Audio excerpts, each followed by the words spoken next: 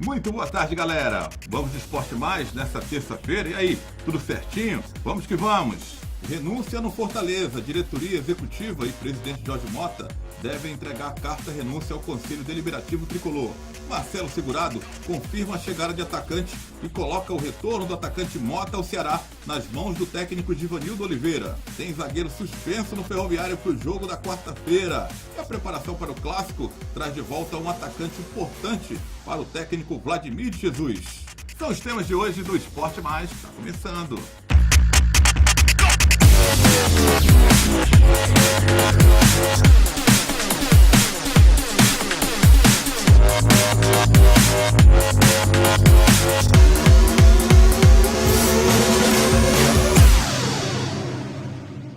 Mais um Clássico da Paz que pode decidir o Estadual 2017, caso o Ceará vença. Mas o Ferrão tá vivo. Tem zagueiro que vai desfalcar o time, mas Vladimir Jesus recebe a volta de um atacante. Após a derrota para o Ceará no primeiro jogo da final, realizado no último domingo na Arena Castelão, o Ferroviário se reapresentou nesta segunda-feira no estádio Elzir Cabral, na Barra do Ceará, com foco total no jogo da quarta-feira. Os atletas que participaram da partida realizaram apenas um treino regenerativo. Já o restante do grupo participou de um treino tático em campo reduzido. O zagueiro Túlio ainda se recupera de virose e não participou das atividades. Ele segue sendo dúvida para o próximo jogo na quarta-feira. Quem já está fora da partida é o zagueiro Erandi. O atleta recebeu o terceiro cartão amarelo e cumprirá suspensão automática. Mas o técnico Vladimir Jesus poderá contar com os retornos do zagueiro Moisés Lucas e o atacante Vitinho. Ambos cumpriram suspensão automática. O Ferroviário precisa vencer ou empatar o jogo na próxima quarta-feira, caso queira continuar na briga pelo título estadual 2017. Qualquer outro resultado, o Ceará é campeão cearense. Danilo Queiroz está comigo aqui, o nosso analista, para falar do Ferroviário. Danilo, sem Erandi, o Ferrão precisando de todas as forças para tentar reverter essa vantagem do Ceará, e um dos principais jogadores, o Erandi, está fora aí dessa segunda decisão para o Ferrão. Perde em experiência, né? O Erandi é um jogador experiente, já feito a finais, campeão cearense algumas vezes. Tem também um comando ali no setor defensivo do Ferroviário, e acho que todo time escuta muito o que o Erandi fala. Então, nessa questão da experiência, o Ferroviário acaba perdendo. O que fica uma interrogação ainda é que há outros retornos e a possibilidade do Túlio retornar. Túlio e Erandi, talvez a melhor dupla de zaga do Ferroviário. Não vai dar para jogar junto, pelo menos nessa segunda partida. Quem sabe se o Ferroviário conseguir adiar para o jogo do domingo. Mas o Túlio voltando, Adriano, já daria à zaga aquela rapidez que o Túlio tem, a inteligência, que ele se mostrou um jogador astuto e inteligente. Vai trocar um pouco isso, essa técnica, essa condição de jogo, pela situação da experiência do Erandi. Menos mal se o Túlio puder retornar ao time. Olha, Moisés Lucas e Vitinho estão à disposição do técnico Vladimir Jesus para essa partida. No último jogo, o Moisés Lucas parecia muito nervoso, né? Parecia muito tenso, e é tudo que o Ferroviário não precisa para essa disputa aí, já que está em desvantagem contra o Ceará. E tem o Vitinho, né, que é um jogador importante também. Se o Túlio voltar, o Moisés obviamente não deve começar o jogo, né? Temos o Tony Belém aí, que acredito que na estatura, o time, pode ter aquela jogada ofensiva também. Se o cara tem boa estatura, óbvio, ele é importante para defender e pode ser importante numa jogada de ataque. A gente lembra de uma jogada contra o Fortaleza, o gol do 1-0 na partida em que o Ferroviário venceu, acabou acontecendo com o Tony Belém, então ele pode ser esse jogador importante. Eu o manteria junto com o Túlio se houver o retorno desse jogador. A gente fala se houver porque o Túlio teve um problema de virose. Às vezes essas questões ligadas à virose nem são virose mesmo, né? São chikungunya, são zika, são dengue. Exatamente. Então, se houver esse vírus de chikungunya, da zika, da dengue, vai ser um pouco mais demorada. Mas pelo que eu vi, o Túlio, inclusive estava nessa partida lá do Ferroviário, foi um aquecimento que ele acabou ficando meio zonzo, passando, mas ele queria ir para o jogo, o departamento médico do Ferroviário que acabou não deixando. tudo indica que ele vai para a partida. Então, o Moisés seria uma opção, mas você disse bem, ele não pode entrar daquela forma que ele entrou, porque ele acaba prejudicando a sua equipe, ele acaba sendo expulso, como foi contra o Fortaleza, e ali o Fortaleza abafou o Ferroviário e por pouco não conseguiu o gol que daria à equipe do Fortaleza a condição de decidir. O pezinho salvador do Túlio, né, que salvou aquele gol. Entre outras situações.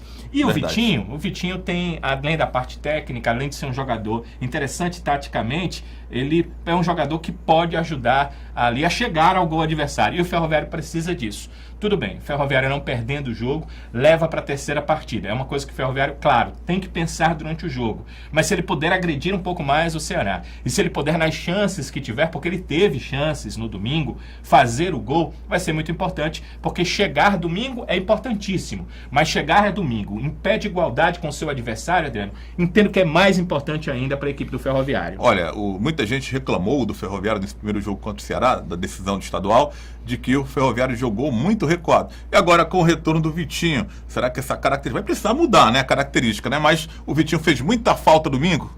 Fez falta principalmente porque havia entrosamento. Já havia o costume de que ele era esse jogador que fazia um certo balanço ofensivo. Apesar do Vitinho ser um atacante, ele até esteve aqui na última semana falando das características dele, de ser esse jogador que pode auxiliar ofensivamente pelos lados do campo, ele também fazia um balanço de marcação no meio campo ali da equipe do Ferroviário. Não chama meio campo, ele até marcava pelo lado, mas na linha de quatro jogadores ali do meio da equipe do Ferroviário, e isso na última partida até teve, mas não com a mesma forma que o Vitinho faz e não com a mesma condição de velocidade para chegar ao ataque, porque quem o substituiu foi o Valdeci, e o Valdeci é tecnicamente um bom jogador, mas não vive um grande momento e também não estava naquela grande fase de puxar contra-ataques. Ele não teve muito essa questão de puxar contra-ataques. O Vitinho já tem essa possibilidade e isso pode ser bem importante para o Ferroviário. Olha, vamos partir para o primeiro intervalo, é rapidinho o intervalo aqui no Esporte Mais, mas na volta tem notícias do Ceará, tem o Fortaleza, hein, que está fazendo mudanças gerais aí na sua administração. Voltamos já com o Esporte Mais.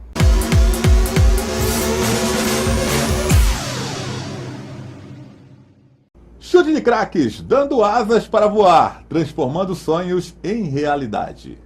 O workshop objetiva revelar atletas que buscam oportunidade de mostrar seu talento. São 15 dias de palestras, qualificação e treinamentos. Produziremos seu material que será mostrado a clubes profissionais de países como China, Peru, Equador, Coreia, Vietnã, entre outros. Com grande experiência no futebol europeu, um dos palestrantes é Mauro Pacheco. O evento acontece a partir do dia 20 de maio, em um CT, na cidade de Santa Isabel, interior de São Paulo, a 40 minutos da capital. Chute de craque, dando asas para voar, transformando sonhos em realidade.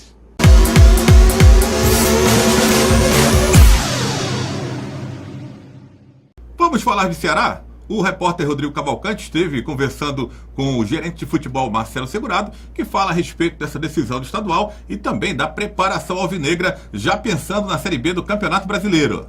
Amanhã, de segunda-feira, foi de reapresentação em Porangabuçu.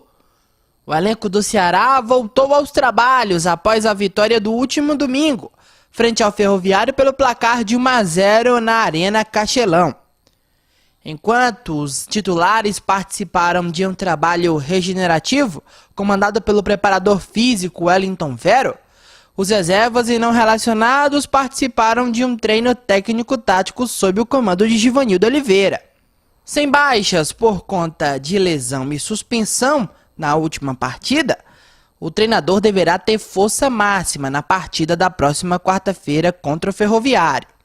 Fora do campo, o gerente de futebol Marcelo Segurado confirma a sondagem de vários times da Série A em vários jogadores do elenco alvinegro. Né? Só que são propostas que não são...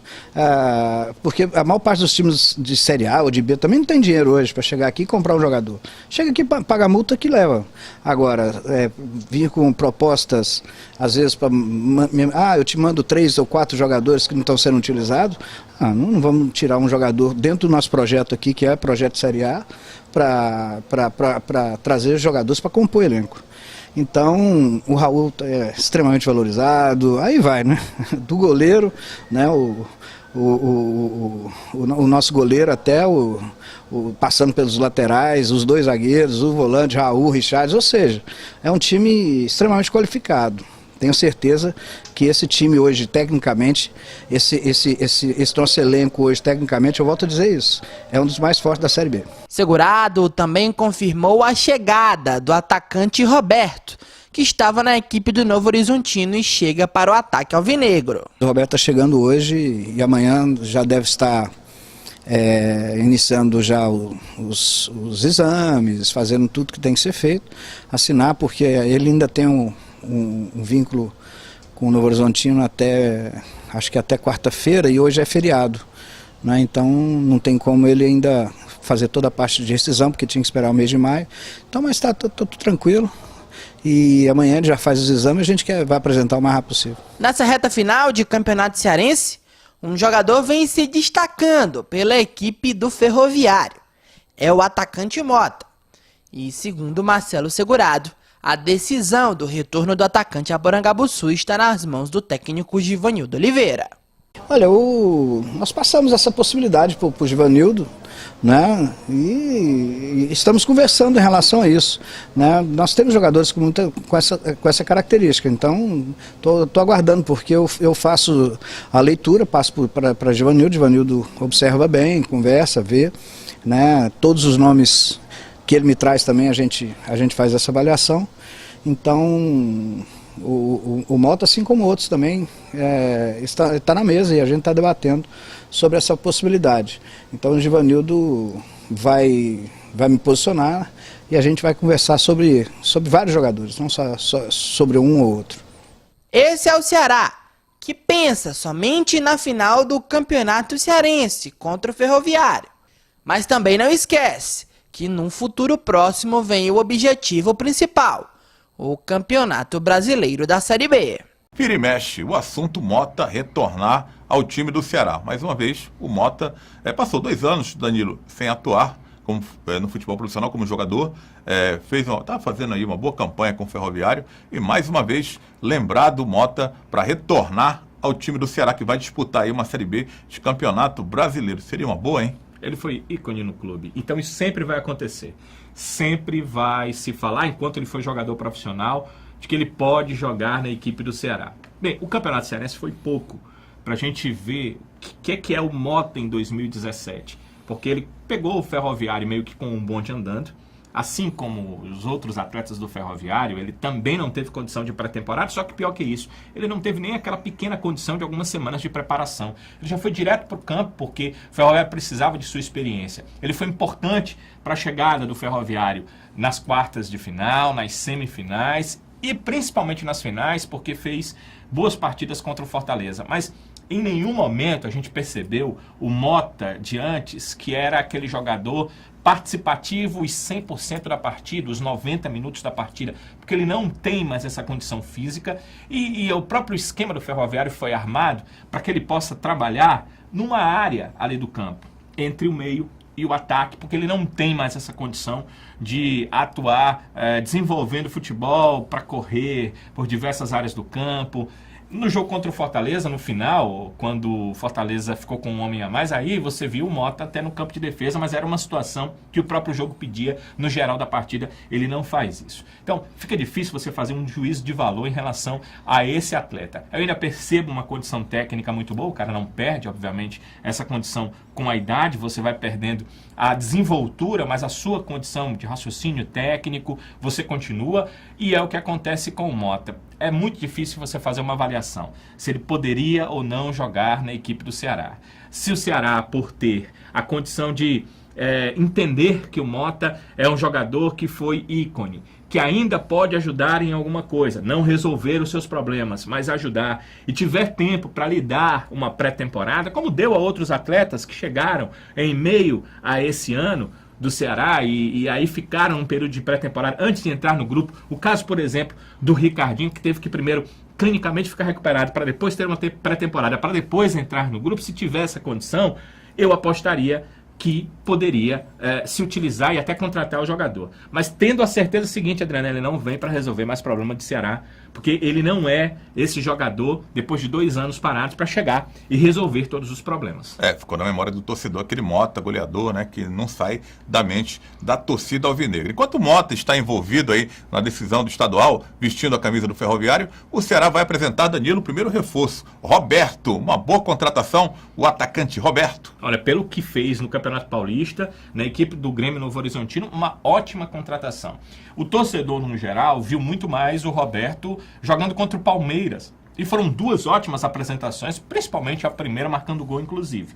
Mas quem observou a temporada, o campeonato do Roberto, e eu tenho que dizer com sinceridade que eu não tive essa oportunidade, mas claro, quando ele foi contratado pelo Ceará, nós temos companheiros, colegas de imprensa, no interior de São Paulo principalmente, que acompanharam toda a temporada, então eu conversei com alguns.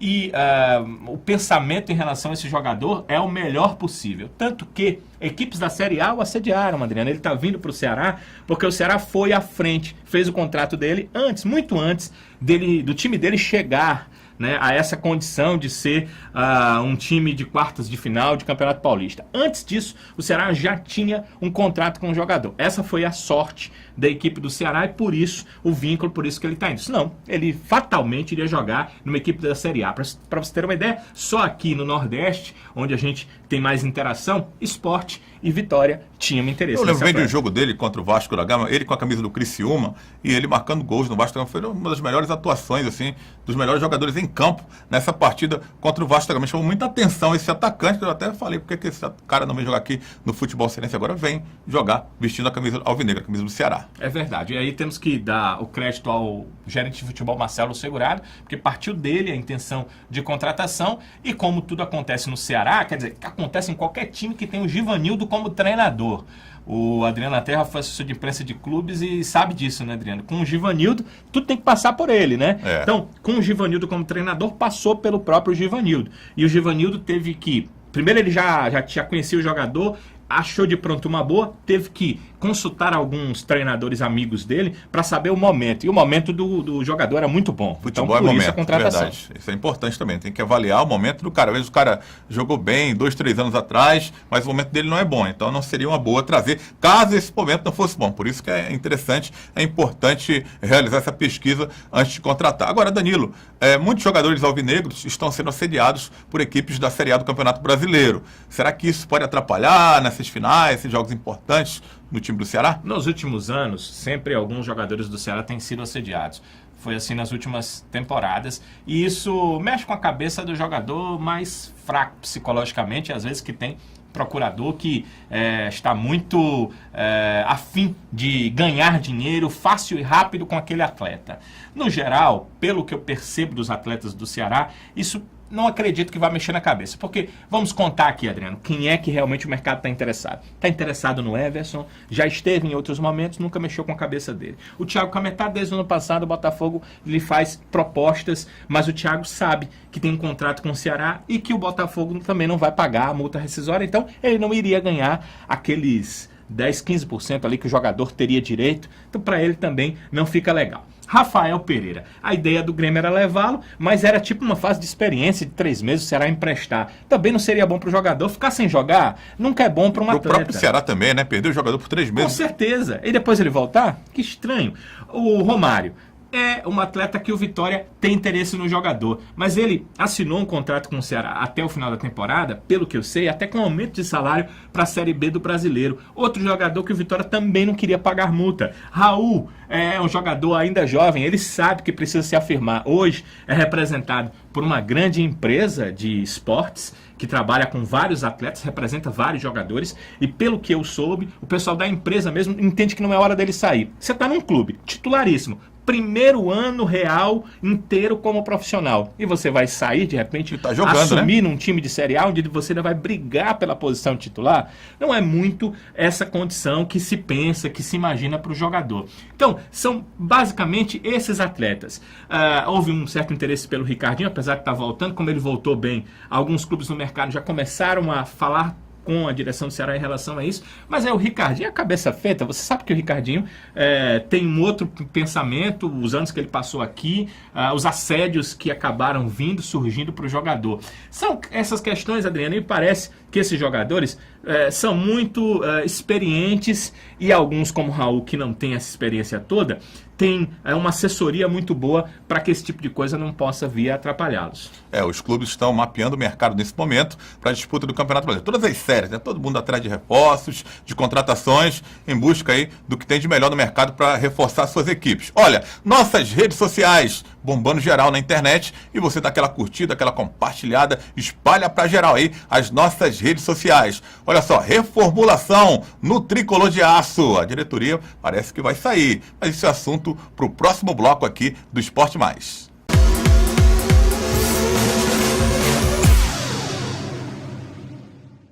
Chute de craques, dando asas para voar, transformando sonhos em realidade. O workshop objetiva revelar atletas que buscam a oportunidade de mostrar seu talento. São 15 dias de palestras, qualificação e treinamentos. Produziremos seu material, que será mostrado a clubes profissionais de países como China, Peru, Equador, Coreia, Vietnã, entre outros. Com grande experiência no futebol europeu, um dos palestrantes é Mauro Pacheco.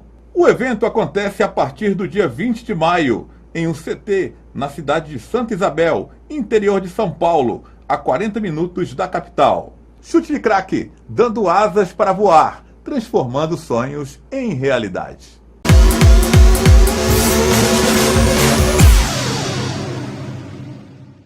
Olha, no Fortaleza é dia de entrevista coletiva, mais uma coletiva de imprensa no Leão do PC, dessa vez com o presidente do Conselho Deliberativo, Marcelo Desidério, que vai colocar a par toda a torcida tricolor dos últimos acontecimentos no Fortaleza Esporte Clube, que se prepara para a disputa da Série C do Campeonato Brasileiro.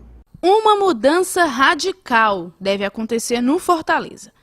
A atual diretoria executiva, composta pelo presidente Jorge Mota e os vices Enio Mourão e Evangelista Torquato, deverão entregar uma carta renúncia nesta terça-feira no PC. E o novo conselho gestor, que deve tomar de conta do clube por 30 dias até a nova eleição, deve ser composta por Marcelo Paes, Maurício Guimarães e Armando Júnior. Nessa eleição, que deve acontecer daqui a um mês, teremos chapa única, com Luiz Eduardo Girão, candidato à presidência, Marcelo Paes à vice-presidência e Maurício Guimarães como segundo vice. Quem deve voltar ao clube depois de toda essa reformulação é Ribamar Bezerra. Ele ficará responsável pelas categorias de base, mas também ajudará a nova diretoria executiva. Quem também não deve permanecer no tricolor do PC é o técnico Marquinhos Santos. Ele interessa ao Vitória. Para o Fortaleza, os nomes que estão sendo especulados são de Paulo Bonamigo e Dado Cavalcante.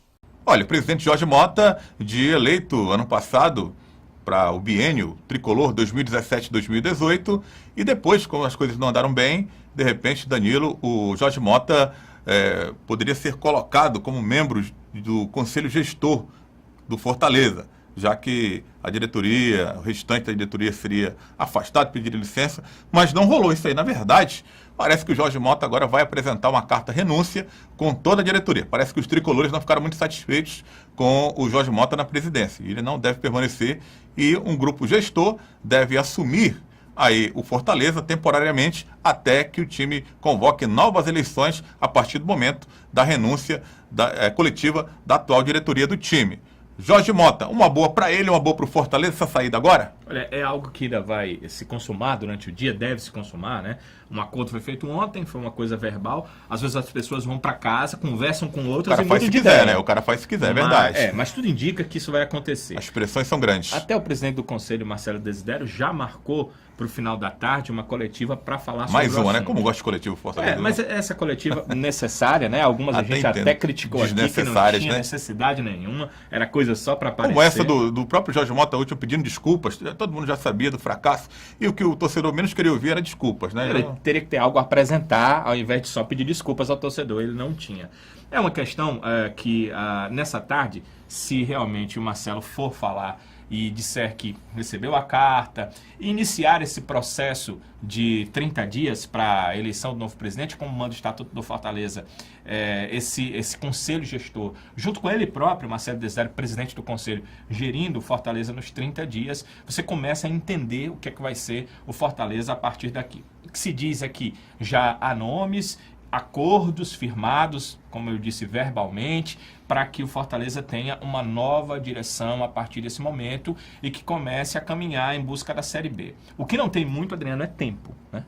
Não tem mesmo. A Série C se avizinha.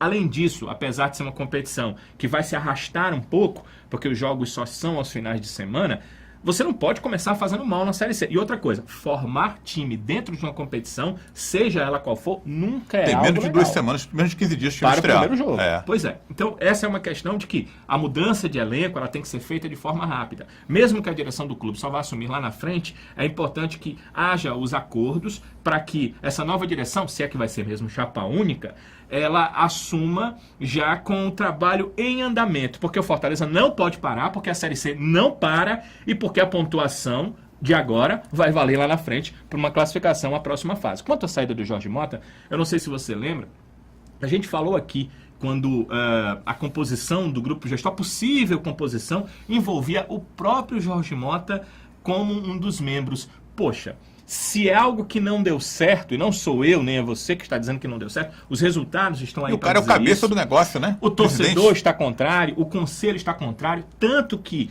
está levando-os à renúncia. O próprio Jorge Mota dirigiu um conselho gestor.